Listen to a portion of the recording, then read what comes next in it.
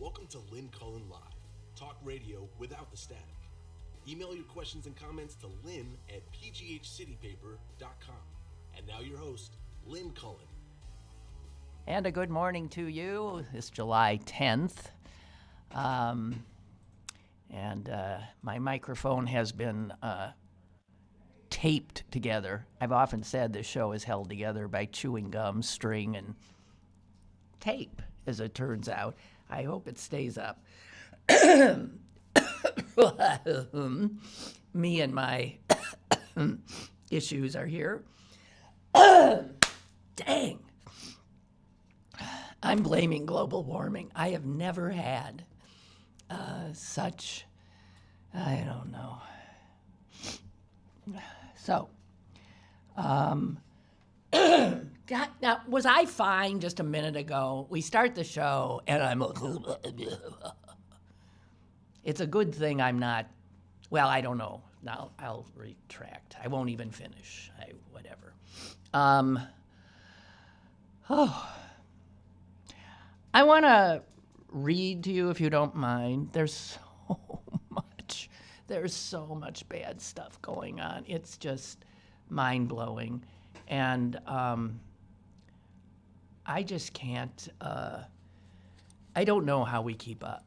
I don't know how we, anyway. This I found on Twitter. And I'm not saying I agree with it, but I suspect I do. I don't know.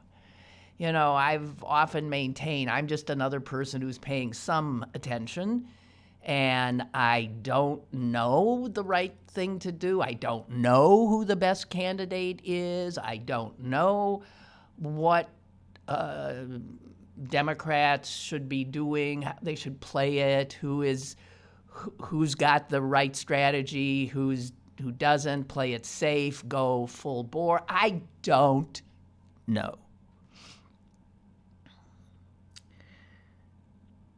But this woman thinks she does, at least as she looks at how the Democrats are dealing with Donald Trump. And so she wrote this thread, is what they call them, a number of tweets that are sewn together.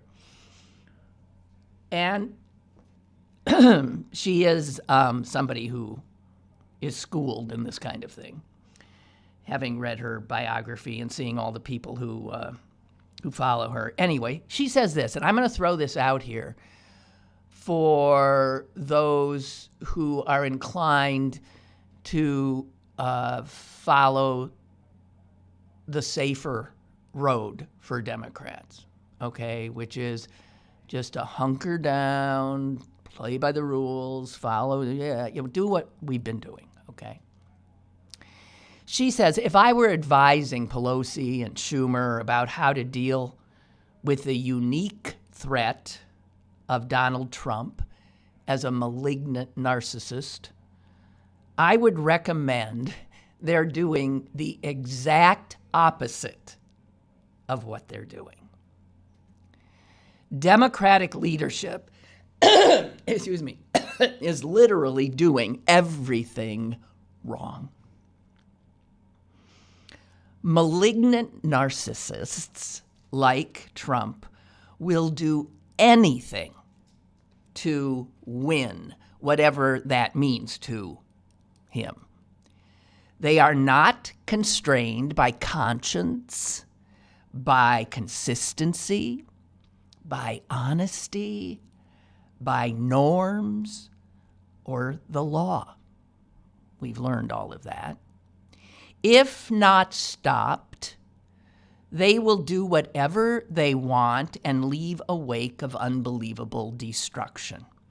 Malignant narcissists like Trump are unimaginably ruthless, far more so than most politicians or other human beings. They thrive on creating chaos. They will attack from every direction and then find more directions from which to attack that you didn't even think of or knew existed.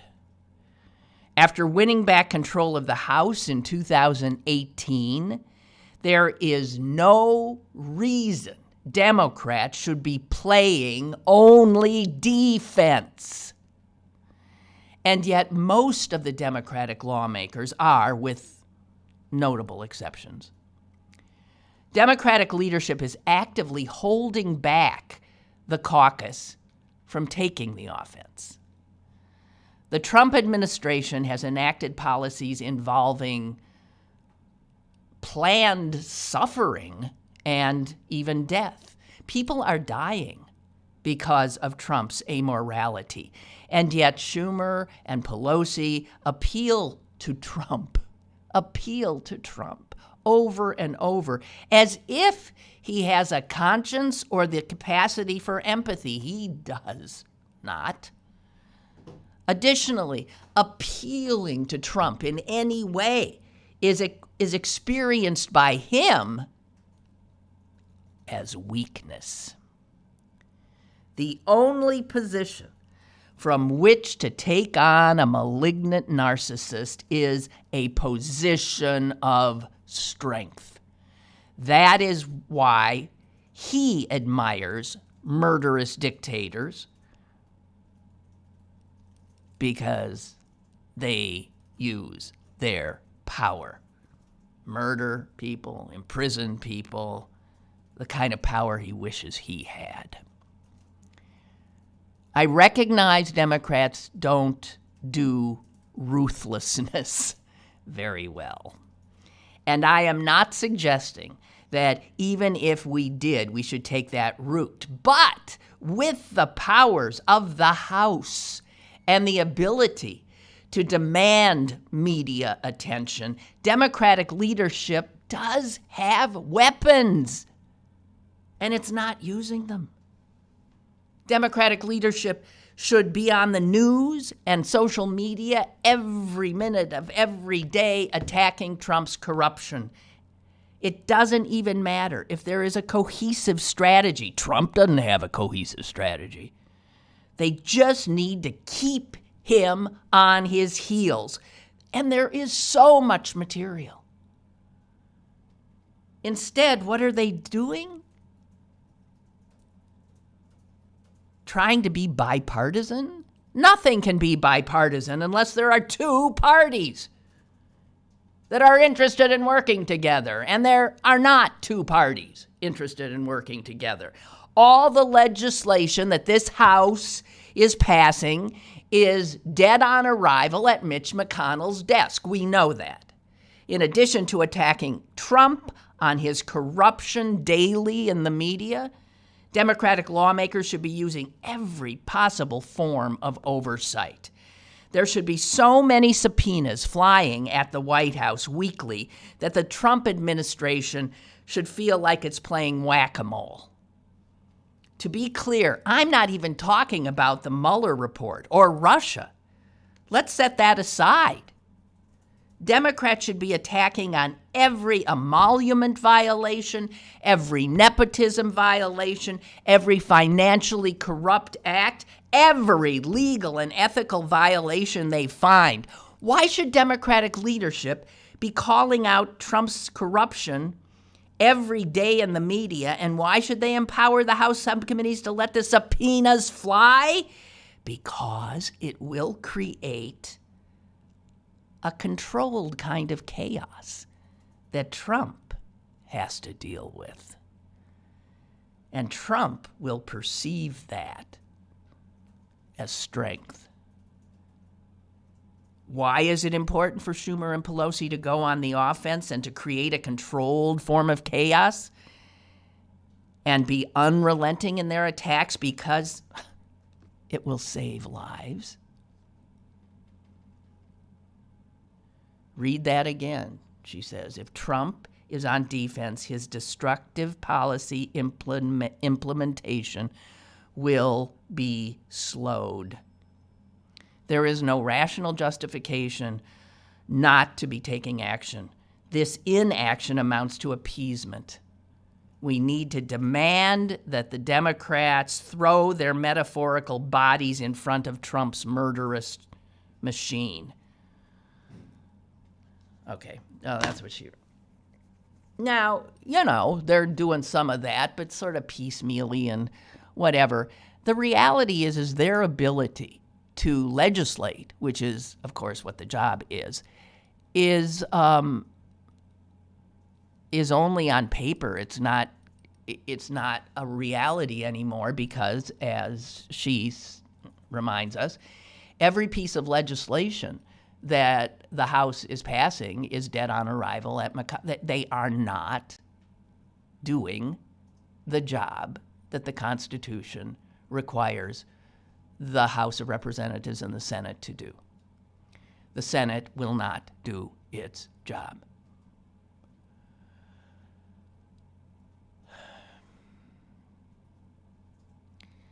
So what do?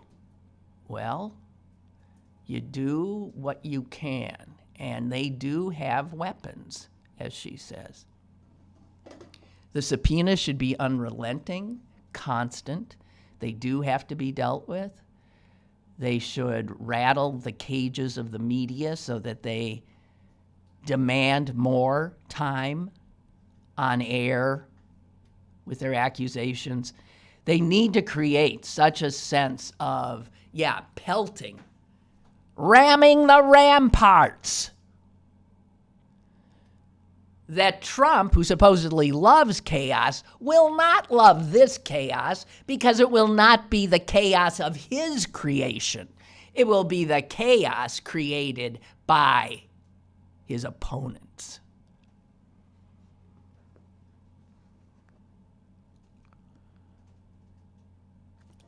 I don't know. It makes some sense to me, I think. Caller, go ahead, please. Hey, Lynn. Mm-hmm. Hi. Hi. I agree with that to some extent, but I think people turn off after a while. It's too much. I don't think it really matters what they do. Just do what they're doing. I look at one thing right now. Until somebody else shows me something different, I look at the number that beats Trump, and it's Biden by 10 points. If that starts to go down and somebody else rises, that's great. That's all I care about is who can beat Trump.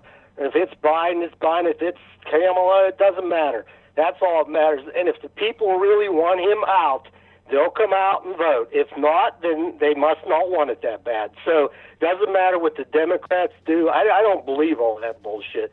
But, I mean, some of it's okay. But I've kind of turned off to most of that shit they're doing. And some of them might turn out to be something. But it's just who can beat them. And that's all I think. If the people come out that came out when Obama was running, we'll win. But if they don't, then they really don't want it. They like Trump and just keep him in. I mean, that's just how it's going to be, I think. But no matter if the Democrats all right, but so you're putting all your faith in the polls. You're saying, okay, Biden now is the candidate. Who's gonna, but how do we? Now you can't always rely on those polls. No, I mean they had Hillary winning, beating Trump by a mile. So I don't know. It's too early. I mean, it is really too early. I don't know why I'm even saying that, but it is too early. Way too early. It's over a year. So it's a year and a half away. A year and a half. Yep. Yeah. Yeah, it's too early. But I don't think it matters if they pounded him every day and that's all. Yeah, whatever. I mean, I get turned off by it. After a while, so much is so much. I mean, just got to get him out of there. Keep waiting the time, making time go by so it gets to that date, but it's like wishing your life away. But yeah, and you don't want to do that. Okay. No. Well, thank you. Okay. I appreciate it. Thank Bye-bye. you. Bye. I don't know.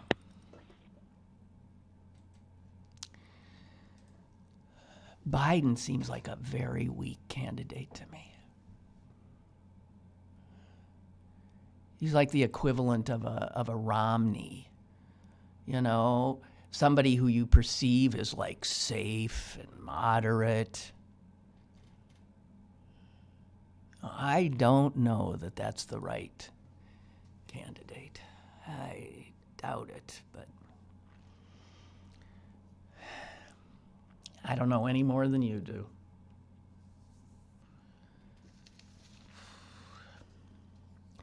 Here's a good news story. I found a good news story. And I'd like to know why a whole bunch of other colleges won't do the same thing. The University of Texas, it's a very good school, amazingly, seeing as it has the word Texas in its name.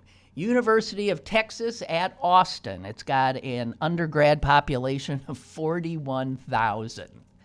Yeah, it's big. It's Texas. But it's an excellent school. And they have just decided that students whose families, and I'm not sure, I don't know if this is just you have to be a Texas resident. That's not clear from this story, but it could well be that. Students whose families make less than $65,000 a year will be able to attend this incredible university tuition-free. Now understand that $65,000 is above the median household income in the state of Texas. So they are saying to all of those young people in coming from poorer families, or not, middle-class families that could never afford such a great school, that they can come. So their Board of Regents voted unanimously yesterday to adopt a $160 million financial endowment for financial assistance. And this does not take effect. It takes effect in the fall semester of 2020, so it takes effect in about 1 year. And they can afford to do this. The University of Texas, like so many universities that have not done this, has a huge, huge endowment. You want to know how huge? The University of Texas is sitting on an endowment of $31 billion.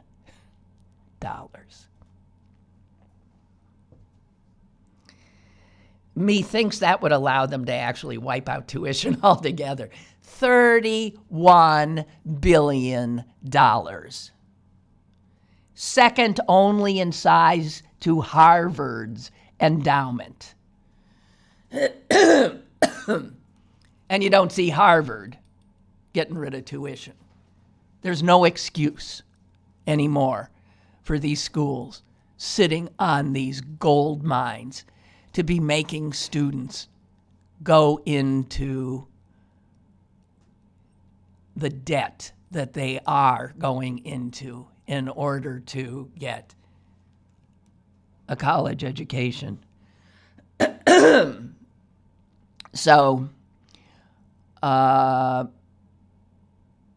the program apparently will also have some measure, and again, I don't have any specifics on this, will help other students alleviate their tuition bill if their families earn less than $125,000. So it also has, it's not a full free ride, but after that, and I was thinking, man, if this is something that state universities should be doing. I mean, they're not all this rich. The University of Texas is that rich because of, oil and gas investments, unsurprisingly.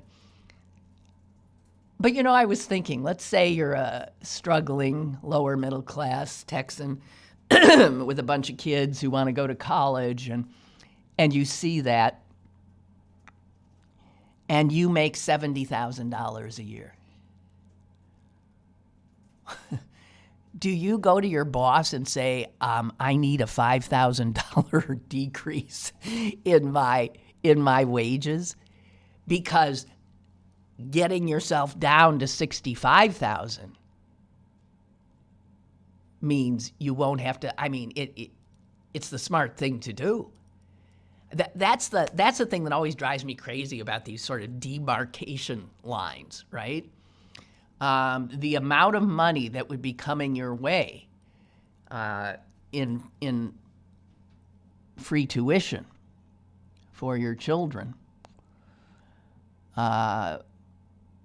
I can see where somebody would try to actually make a little bit less if they're over the threshold.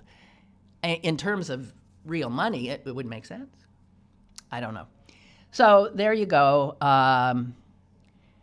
The head of the Board of Regents said, recognizing both the need for improved access to higher education and the high value of a University of Texas degree, we are dedicating this fund to establish an endowment that will directly benefit students and make their degrees more affordable. So there you go. Starting in the 2020 school year, and I'm quite sure you have to be a Texas resident for this. It wouldn't make sense otherwise. It's the kind of thing. I wonder what Pitt's endowment is these days. These schools are sitting on extraordinary wealth, and that they keep asking more and more and more of strapped middle-class Americans. Whew. I don't know. It seems unconscionable to me. So that's the good news story I found. I keep looking. They're few and far between, but I did find that.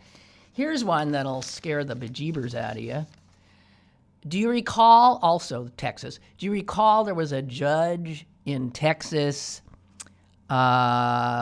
maybe about, I don't know, how long ago was it? A year ago or something, who ruled that the Affordable Care Act was unconstitutional, that Obamacare was unconstitutional. Now, that was, and I think it was just in regard to a specific part of it, the requirement that people have to have health insurance. But there was something about the way that judge, would have endangered the entire house will topple if that is upheld. So, of course, this was appealed, and the arguments were held, I think yesterday or the day before, at a federal appeals court in New Orleans. That's a 3-judge panel. 2 Republican appointees, 1 Democrat appointee. The Republicans appointed by Donald Trump in one case, and I think George Bush. And the Democrat appointee is an old appointee of Jimmy Carter's. That appointee did not ask any question, the Democrat. He was doing a Clarence Thomas. He did not in any way engage either side. But people who were there say it was quite clear that in 90 minutes of oral arguments about whether this judge in Texas was correct in striking down Obamacare, the 2 Republican-appointed appellate judges appeared to agree. I mean, if their questioning is an indicator of how they are going to come out with a ruling that Obamacare is unconstitutional. If that happens, it will, of course, be appealed again. It will be appealed either way it goes. And the next appeal is to the Supreme Court. And the way this is shaking down, the timeline, it would find its way to the Supreme Court right around election time. Now, if that's the case, this would be, I would think, an extraordinary leg up for the Democratic candidate. Because if this case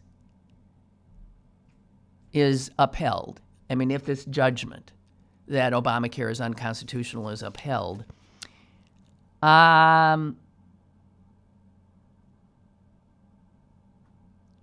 52 million Americans would find themselves having a lot of trouble getting private health insurance. The number of uninsured people in America would increase immediately by about 20 million. Think of all the things Obamacare did. Insurers then would also no longer have to cover young adults under their parents' plans up to age 26, right? The annual and lifetime limits that used to be on your insurance coverage would return, as would the caps on out-of-pocket medical costs. Also go on to be the law's protections for people with pre-existing conditions, which would send those 52 million Americans back into the private insurance market.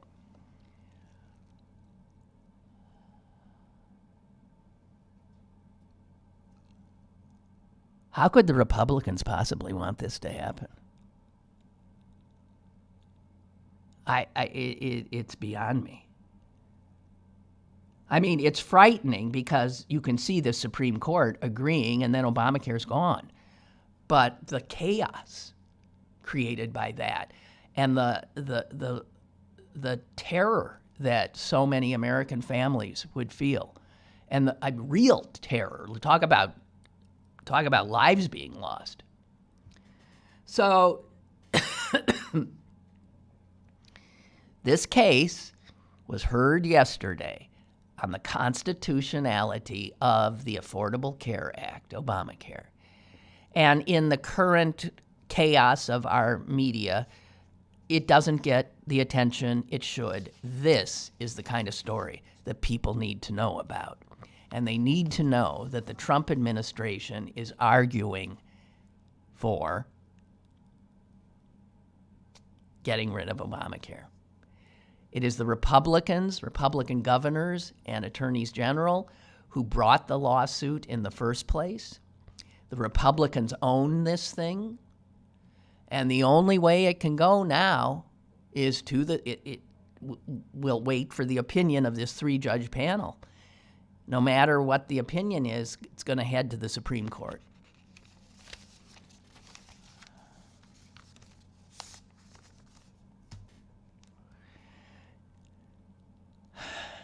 I can't imagine.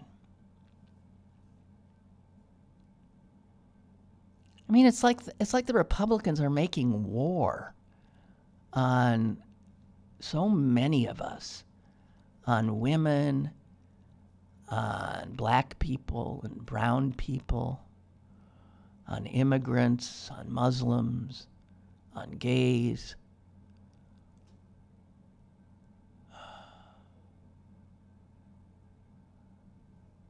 What is their game plan here? They're going after the working class, the middle class. The only people that they really represent and go to bat for, in real terms, not verbiage, are the super rich. It's incredible. Milton's come through again. He says he found an article that says but this is from 2015. So let's imagine this is bigger. This article says that Pitt is sitting on, it's currently listed at, $4.1 billion. What was Texas's? I mean, that's a far cry from what Texas has, but it's $4 billion.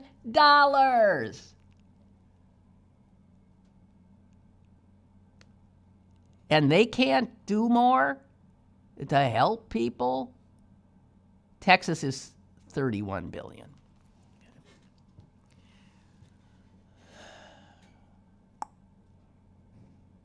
It's why I always say I don't understand people who give money to their alma maters.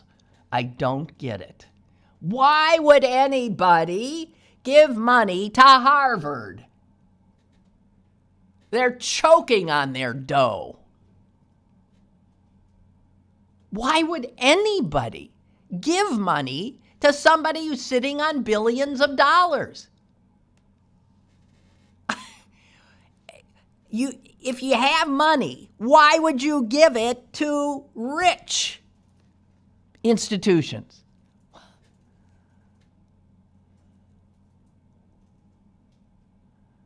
You know, I used to give money to the Southern Poverty Law Center because they do the kind of good work that I'm for. Then I did what we should always do, due diligence.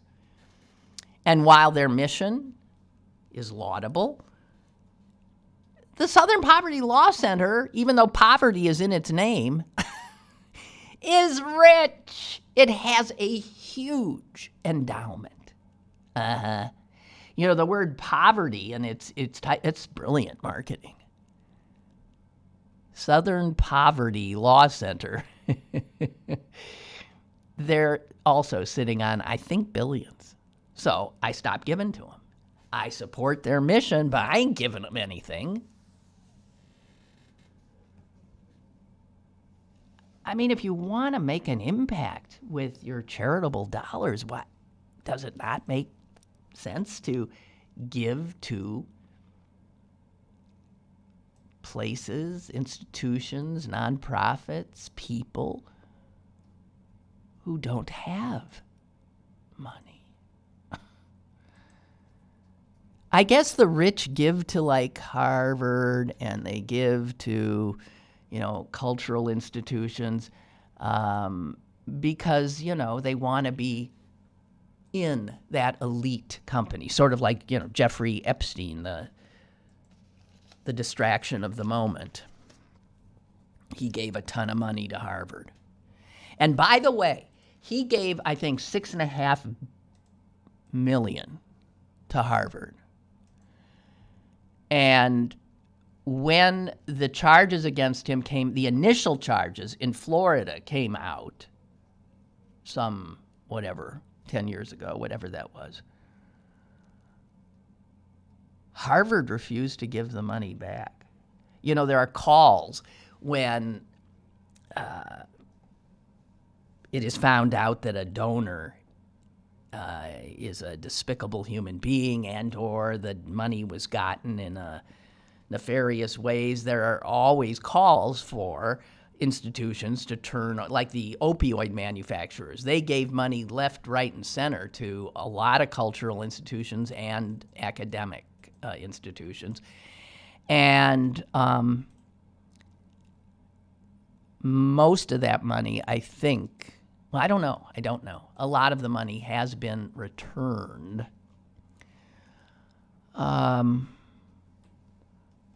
Politicians who Epstein gave money to all were embarrassed and returned their money, but Harvard, which needed his $6.5 million as much as I need 2 cents, Harvard refused to give it back. I guess that's how you end up with the largest endowment in American academics. Despicable. It's a word I know I'm overusing, but, you know, okay, we should do some synonyms.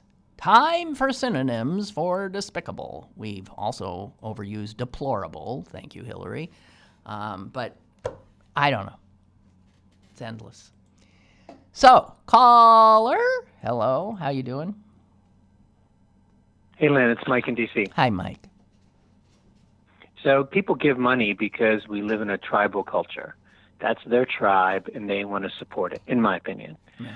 I don't see my alma maters as a tribe. I see them as a business, and they gave me a degree for which I had to pay student loans. Yeah, they forever. didn't give you a degree. I mean, yes, they gave you a degree. You Right. paid for it. Yeah. And I earned it to boot. They didn't give it to me. No, that's right. You earned it, and but you it- paid for the privilege. And I would no more wear a T-shirt with my alma mater on it than I would wear a T-shirt for Walmart. You know? Yeah. And Hello? are they not helping students? Can you not hear me? Yeah, you went out for a sec. I'm sorry. Specifically, are they not only not helping students get educations, their staff, the teachers, they are getting rid of so that they can get even cheaper teachers. Incredible. I know. It's just, I mean, So, again, I was going to for- say despicable again. I'm sorry. But the reason people give is because it's tribal. The same reason I'll, always be a Steeler fan, or I'll always be a Pirate fan. No matter what the players do or the coaches do, that's my tribe. That's your tribe. And it's why your team. Republicans will never vote for, many Republicans will never vote for anyone other than a Republican. Yeah. It's a brand. It's your brand. It's like you have it tattooed on you. That's it. Right. It's for life. And it gives me identity in a world where nothing feels like I have a place, but I'm a Steeler fan. I So understand. that's my 2 cents. Okay, well, I'll take it. Thank you. Even though Okay. I don't need it. Thank you. Add it to your million. Okay, all right. Bye. Goodbye. Bye. Yeah, in regard to this potential of Obamacare being front and center in the 2020 election, which I think would be great, Barbara writes that the editor-in-chief of Cosmopolitan magazine said this morning on MSNBC that the number one concern to millennials is health care, even over student debt. And I would imagine that this came up in regard to what I was talking about with Obamacare in jeopardy. I mean, isn't that the biggest story right now? Granted, there's nothing we can do at this point, but people are unaware of it. Oh, they're aware of, the interior of Jeffrey Epstein's house, but, I don't know.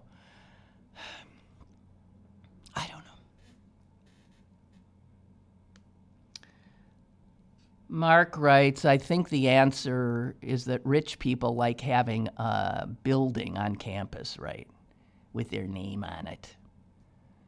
Les Wexner, founder of The Limited and Victoria's Secret and all of that, and Jeffrey Epstein, Wexner was his only client, I believe. I mean, there's weird stories about how he got his house and then Wexner being his only client. Everybody keeps saying, how'd he get so rich? I don't know. Anyway,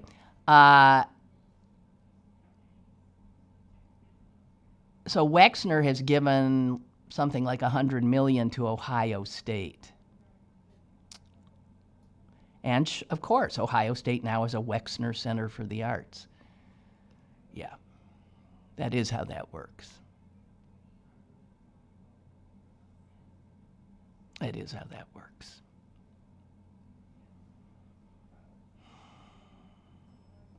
Well,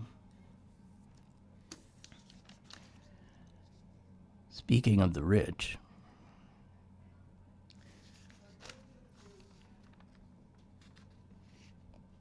do you know that just 100 families, rich families, own 42 million acres? I know these numbers don't mean anything. 42 million acres of land across this country.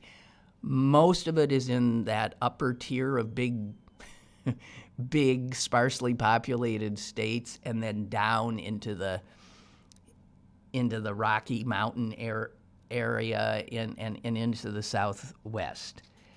And the number of acreage that the rich are scarfing up in this country has just skyrocketed.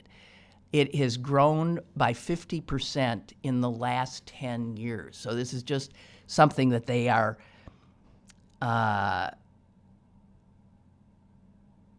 there's one guy who owns 19 Colorado mountains.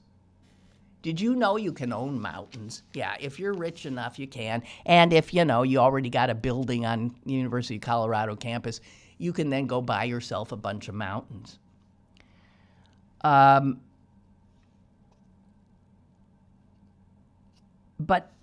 despite what this suggests, it's causing a lot of troubles.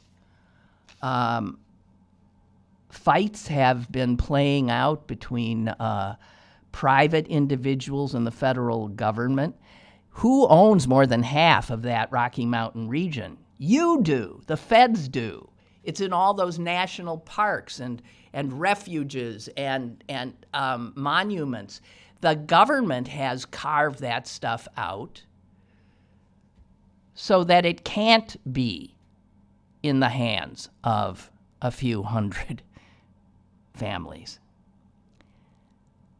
And it used to be that smaller owners were always taking on, of course, the feds, saying, well, you're encroaching on our right to own land. Now, those same private owners, the little private owners, they've got another enemy.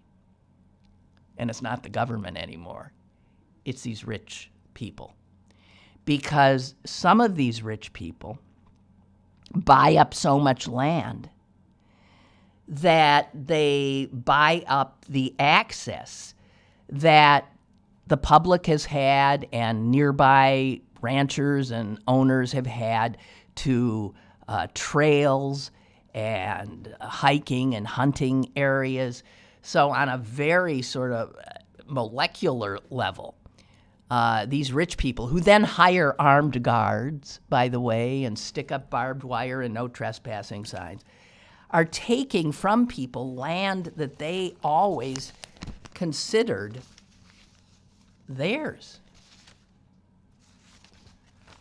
I was looking at a map. It's just unbelievable. And they talk about some of these guys that are buying up the land are doing good stuff. They're actually doing it for environmental reasons. The head of, is it Comcast, John Malone? He's one of the big owners. And his family is into conservation. And some of these guys have cleaned up trails and, put in their whole purpose being to protect the land. But of course, that's what the feds are supposed to be doing as well. But under Republicans, that land is never protected. They sell, oil and gas rights. Do we have a caller? Oh, we have Ryan. Ryan! I thought you weren't coming. I know, I had to run an errand for my girlfriend. Right. Oh, you have to run an errand for your girlfriend. Come on. I'll get back to this other story at another time. Hi, everyone. Sorry. Sorry. Oh, now I've done it. Okay, there. I've got a messed up mic here. It's very hot out there, too. So. It is. Yeah, I rode my bike. I'm literally like... Well, of course you rode your bike. You Covering damn well sweat. better ride your bike. We don't want to see you in a car. Do you own a car? I do own a car, yeah. Uh-huh. Yeah. Well, my girlfriend and I split one car, basically. Okay. Yeah, try to be a Okay. one-car family. Okay. Yeah. Well, that's good. Yeah. That's good. I want to talk to you about. We didn't decide what we were talking about here today. No. But I have ideas, but... I know you do. Because you're... Okay, but I want to talk... I want you to initially talk about something you tweeted about. Okay. Okay? I always love to do that. This has to do with the new movie, The Lion King. Okay. Lion King, yeah. Yeah. Sure. Yeah. So they're coming out with a new. I mean, I Yeah, haven't they're paid coming any- out with a new. It comes out this weekend, I think. Yes, I Yes. believe so. It's animated still, but it's like realistic, Better like animation. 3D, Yeah, like it looks- computerized animation right. instead of the older one, which was mostly drawing. Okay. Back when I was a kid. You said it's a 94. 25-year-old. The first one is. Yeah. 25 I years had to double check. old? It came out in '94. I remember watching it in elementary school and crying. I remember watching it, and I was certainly not in elementary school, and I was crying too. And so what they've done, they're just going to do the same story again? Yeah, from what I've read, it's basically the same Why same do exact that? plot. It's just because they got more tricks with animation? I mean, What? Hollywood has not been adverse to just producing sequels or remakes and people like it apparently because they go spend a lot of money on it. So regardless of what us critics might think, I think we're on the wrong side of history on this. Okay, but you're saying that they're making the same mistake. They're Yeah. sticking with the mistake Well, when that I- was made yeah. in the first Lion King. Yeah, when I tweeted out, I found this story on National Geographic. It's such a good story, and it just basically talks about the real world of lions, basically. Yeah, they're basically they're a matriarchal society that's run by the females of the pride, and that the males of the pride actually are a bit of nomads and tend to just come and go for a few years, where they basically act as a birth giver, I guess, or a Not a birth giver. not a birth giver, but an impregnator. Impregnator. Thank you. Yes, an impregnator. Yes. Well, they act as And if you look at pictures, videos, every time you've ever seen lions in the wild, the males are always just like lying under a tree somewhere, yawning. Yeah. They don't do shit. Not compared to the females. They no. don't. So yeah, if they could drink a beer, they'd be drinking a beer. Yeah, Right. yeah. So the females. Yeah, it's not. I think the common misconception that people had was, for a long time, or at least that I had as well. I love nature documentaries, and I watch them all the time. But I think the common misconception people had was that the lionesses were just like everyone realized that they hunted the most, because that was very obvious. If you go watch the hunts, it's the females, and it's The men do nothing. Yeah, but it's even more so than just the fact that the females hunt. They also control and protect the pack, or the pride, I guess, more so than the males do. The males do nothing. Yeah, the males are pretty much just there to impregnate and to teach maybe the other males how to act, because male cubs basically have to leave the pack. And this is something that really, really makes sense in this story, is that male cubs can't stay in the pack because all these other females are related to that male cub. You can't, so like, it doesn't make sense in terms of... They can't impregnate these. No, because that would be, incest, and then you'd have to deal with all the biological problems that come with that. So males, like Simba, for example, in this case, right? It would be normal for him to be cast out of That's the pride, right. because He's supposed to be. He has to go find another pride. That's right. To then become the impregnator of, Yeah. to like keep the species going. Right.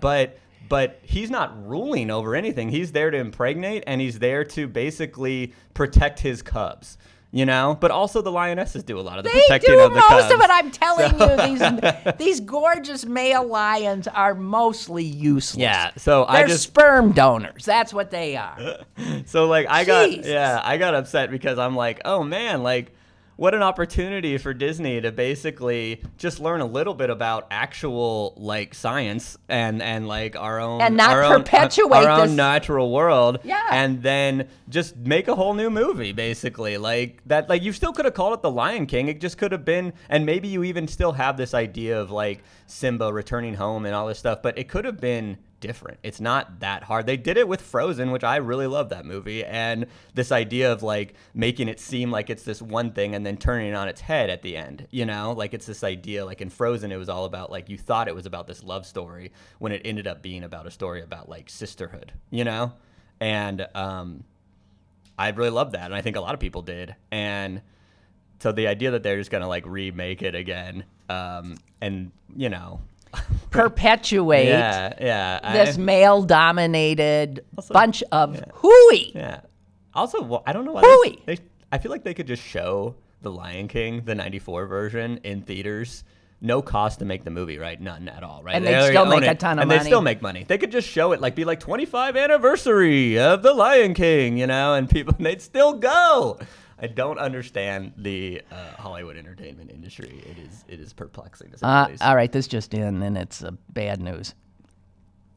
Oh, I see this. The Fourth Circuit Court of Appeals has dismissed a lawsuit filed by the District of Columbia and Maryland that has been dragging through our speedy wheels of justice for a few years.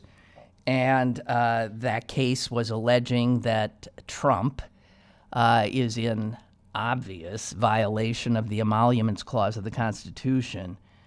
And it's been dismissed.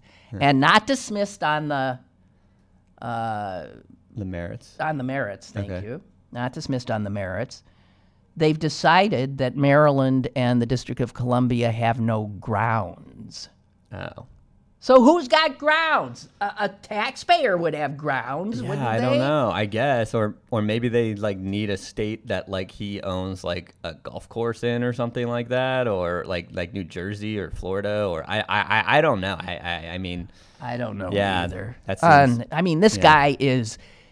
He is a walking violation of the Emoluments Clause. Yeah, absolutely. I just unbelievable. Yeah, it's just it's one of those things that it's also hard for like these stories to get a lot of momentum with people because a lot of the stuff we expect like the courts to take care of it and necessarily sometimes they don't, and so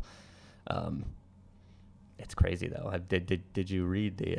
I read a story in the Washington Post that talked about how his club in Florida apparently is like losing its brand basically and like doing really bad. But at the same time, this is the one at the Doral. Yeah, Doral. Yeah, they've got a big, what is it, a big golf tournament that's being underwritten by a strip club or something? Yeah. That's a really good story. Well, that seems right on brand It to does, me. actually. Yeah, that actually makes a lot of sense. Oh, dear God. Yeah. Okay. So what are some of the things you have in mind on going on in your head? Yeah, well, gosh, there's a lot. I just wrote a story about this proposed autonomous shuttle that's running through Hazelwood. Oh, yeah. Yeah, it's really weird. It's going like, from what? From Oakland? Oakland to Hazelwood through... what does that mean, autonomous? It's driverless, sorry. Yeah. So there's going to be a driverless shuttle. Yeah. Well, it doesn't even have a road to go on yet, does well, it? Yeah. Do they have a dedicated road they're going to build? They're hoping to build one alongside the Junction Hollow Trail, which runs from Oakland to 4 Mile Run in Greenfield. Right. Like they're hoping to do that. It's still like it feels like it's a lot farther along than it is. The city keeps going back and forth on whether this is like this proposal that we just want the city to be, that we just want residents to like learn about and be convinced on, to basically like, no, we want to do this and we've been pitching it for like 5 years at this point. So it's really confusing.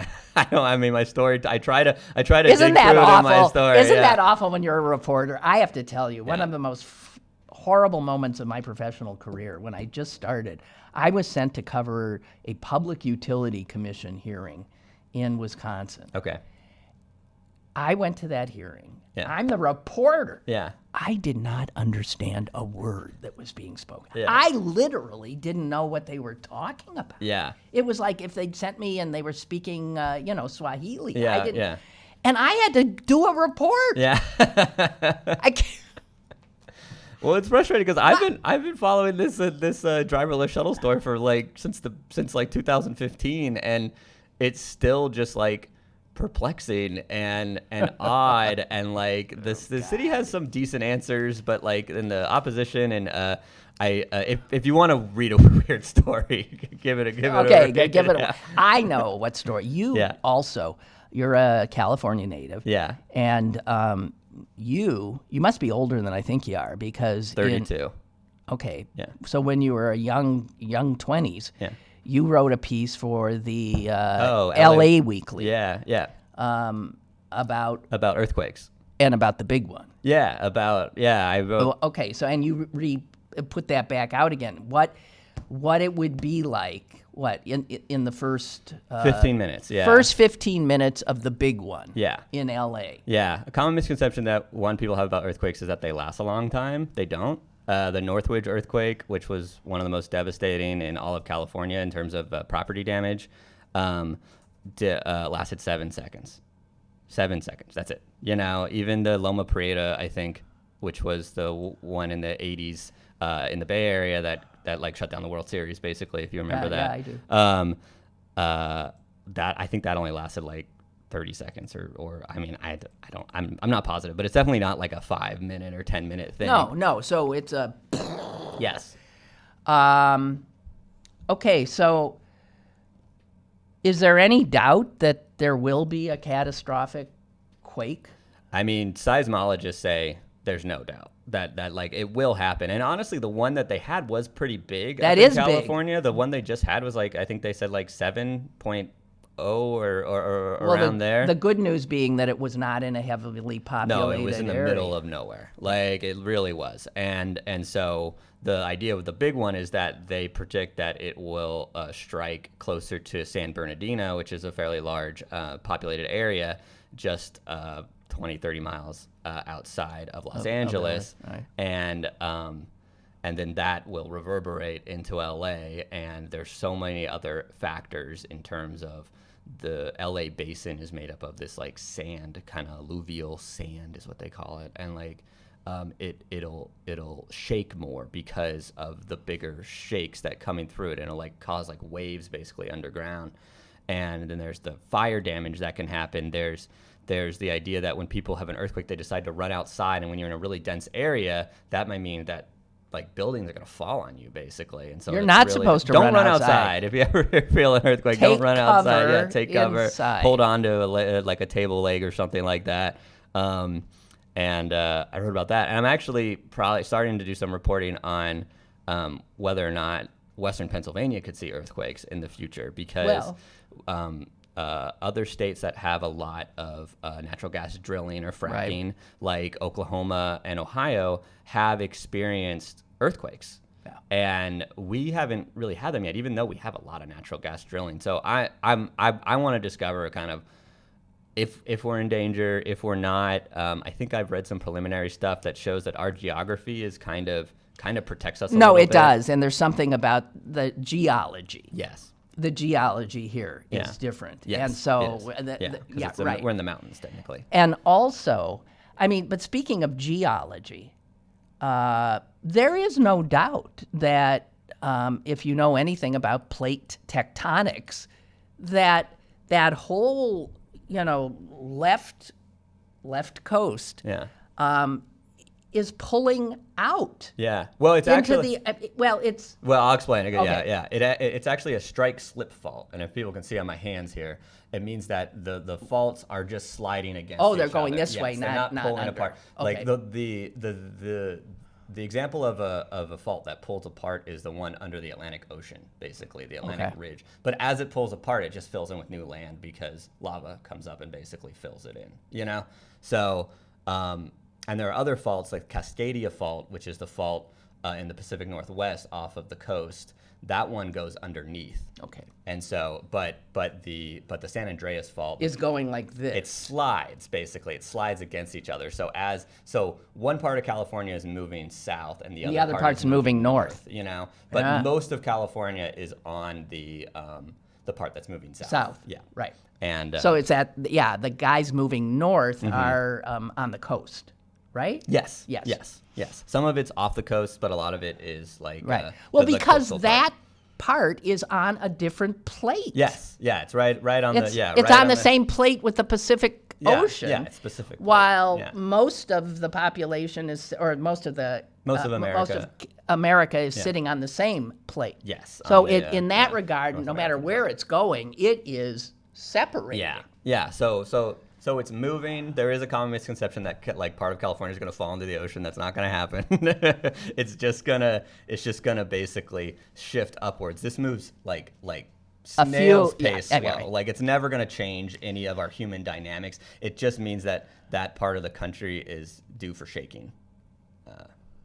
And potential catastrophe. Yeah, but they can prepare, and that's the thing that's They've done a frustrating. lot of preparation. They actually have. California, and I think that's like a testament to the fact that there were no deaths in that big earthquake that just happened. That's right. That they've done a lot of retrofitting. There were stories, after I wrote my stories, there were a lot of good LA Times stories about these certain buildings in LA that needed to be retrofitted, that were built in the 70s, that they didn't think that needed to be retrofitted, but they actually did. And they've really started to tackle those, but they still need to do a lot more. We're out of time. And if you hadn't had your girlfriend,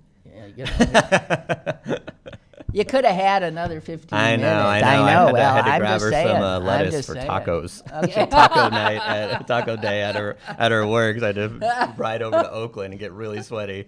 You're a good man, thank Ryan you. Deto. Okay, we'll see you next Wednesday. Yeah, absolutely. Okay, Yeah, okay. cool. Thanks. Thanks. Thank you. See you guys tomorrow.